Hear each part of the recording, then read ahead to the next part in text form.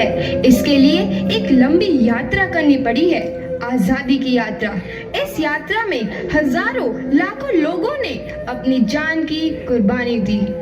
1919 जलियांवाला बाग। आज हमारी बैसाखी का दिन है, लेकिन पूरा पंजाब बैसाखी नहीं मनाएगा। हम सब बैसाखी नहीं मनाएंगे।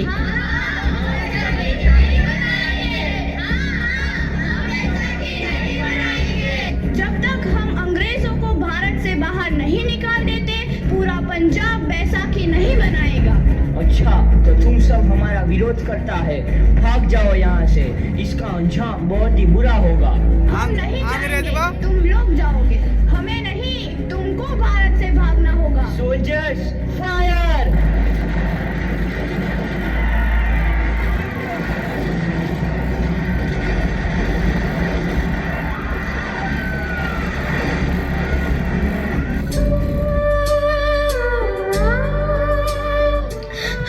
ये जमीन हमारी, ये धरती हमारी, ये खेत हमारे। अभी थोड़ी देर पहले हमारी ये फसलें लहरा रही थी, पर इन अंग्रेजों ने हमारी फसलें बर्बाद कर दी। इन अंग्रेजों ने एक ही झटके में इन सब फसलों को काट दिया। अंग्रेजों, तुम्हारे इस अत्याचार से हम डरेंगे नहीं। इस अत्याचार का बदला लेकर रहेंगे, हम आजादी लेकर रहेंगे। जलियांवाला बाग हर हिंदुस्तानी की आंख नम कर गया। इस कांड में कितने मासूमों की आहुति चढ़ गई, इतनी हैवानियत से इंसानियत कत्ल कर दी गई। जलियांवाला बाग के हत्याकांड ने आजादी की आग में घी देने का काम किया। मासूम औरतों, बच्चों की दर्द भरी चीखें और सिसकियां इनकलाब का गूंज बनकर उभरी। लाला लाजपत राय, भगत सिंह, राजगुरु, सुखदेव सरीखे क्रांतिकारियों ने भारत की इस जमीन से विदेशी दरिंदों को निकाल फेंकने के मंसूबे मजबूत कर लिए। 8 अप्रैल 1929 लाला लाजपत राय के नेतृत्व में साइमन कमीशन के खिलाफ एक भारी जुलूस निकाला गया। Simon commission, Simon commission, Simon commission, Simon commission, Simon commission, Simon commission, Simon commission, Simon commission, Simon commission. बेवकूफ इंडियंस, तुमको हमारी बात समझ में नहीं आती। Stop this. Simon commission. नहीं मानता। आई से स्टॉप दिस। लाला जी, आप आगे बढ़ो, हम आपके साथ हैं। लाला जी, संघर्ष करो, हम आपके साथ हैं। लाला जी, संघर्ष करो, हम आपके साथ हैं। लाठी चार्ज करो।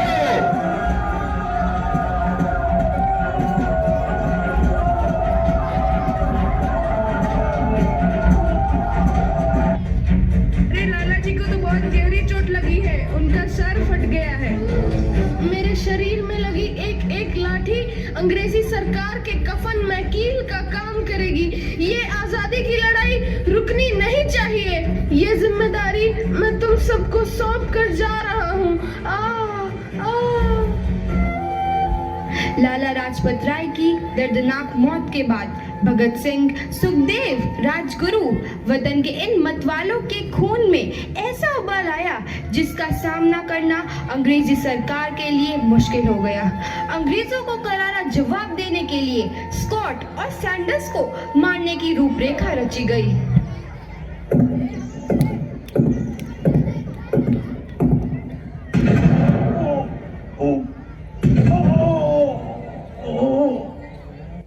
सैंडर्स मारा गया। चारों तरफ तहलका मचा था। दीवारों पर लिखा था, लाला जी की मौत का बदला ले लिया गया है। भगत सिंह समेत सभी वहां से फरार हो गए। 8 अप्रैल 1929 दिल्ली में ब्रिटिश सरकार की सेंट्रल लेजिस्लेटिव असेंबली की बैठक में 2 बम धमाके की आवाज सुनाई दी।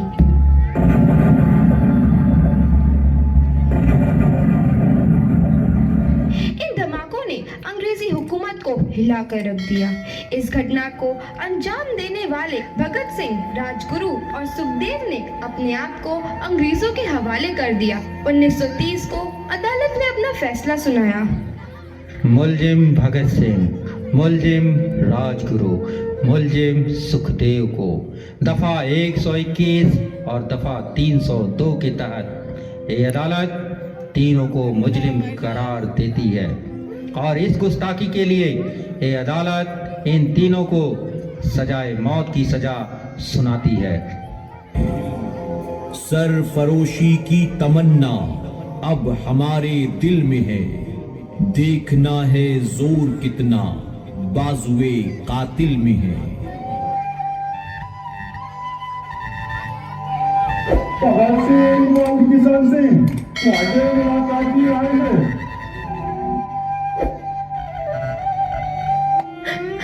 पुत्र की हाल है तेरा? मैं चंगा हूँ माँ, फिक्र करने की कोई गल नहीं। पुत्र, मेरा दिल तेरी तरह पत्थर दिल नहीं होगा। तेरी ये गला सुन के मेरा कलेजा फटे जा रहा है। माँ, मेरा दिल कोई पत्थर जैसा नहीं है, एक वतन परस्त का दिल है जो मेरे देश प्रेम के जज्बे को ताकत देता है। बेटा, मेरा लाल। माँ, आज मेरी तपस्या पूरी होने जा रही है। जे तू रोई तो मैंने तकलीफ होइया। सोच, तेरा पुत्र आज शादी करने वास्ते जा रहा है। फर्क केवल इतना है, वो घोड़ी पर नहीं फांसी पर चढ़ने वास्ते जा रहा है। आज तू क्रांतिकारी की माँ है, कल तू एक शहीद की माँ होगी। माँ, पुत्र भगत, तू इतनी छोटी उम्र में हम सबको छोड़ के चला जाएगा? तूने जिंदगी में देखा ही क्या है पुत्र? मैंने अपनी माँ देखी है जिसने मुझे एक ही बात बताई है कि बेटे, अपने देश के लिए एक बार मरना 100 बार जन्म लेने के बराबर होता है। अच्छा माँ, अब आशीर्वाद दे, आखिरी बार विदाई लेने का समय आ गया है। भगत, मेरे लाल।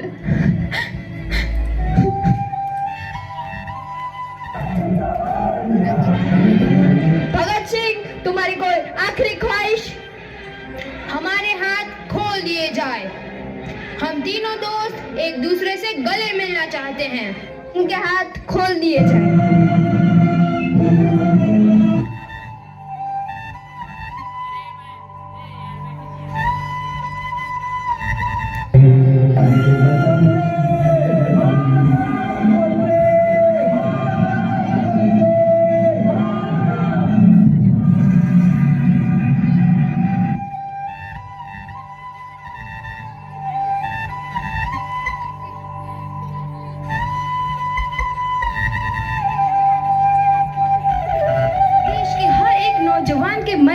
आजादी की नई उमंग हिलोरे लेने लगी।